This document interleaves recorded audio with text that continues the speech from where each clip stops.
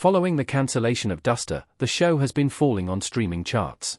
Created by J.J. Abrams and LaToya Morgan, Duster's cast was led by Lost alum Josh Holloway as Jim Ellis, a getaway driver turned FBI informant. Less than a week after the season finale aired, HBO Max cancelled Duster.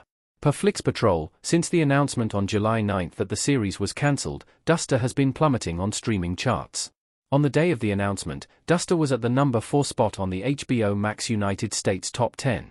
The following day, it dropped to number 7, and fell even lower the day after to the number 8 spot.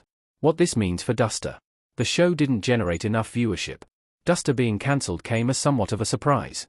The day before the show was cancelled, it was at number 3 in the HBO Max Top 10. However, it never entered the Nielsen Top 10 for original streaming shows, which likely played a large role in its cancellation. Duster was greenlit in 2020 as part of Abrams' overall deal with Warner Media. Why the series failed to reach a larger audience could come down to several factors, including a lack of marketing for the series. Duster reviews were overall positive, receiving a 93% approval score on Rotten Tomatoes and an audience score of 84%. Despite other efforts, Duster reportedly will not be picked up by another streamer, and the options for the cast have expired. As the show has immediately begun losing its audience on streaming, Duster seems to have come to an early end. Our take on Duster falling on streaming charts. The cancellation is disappointing.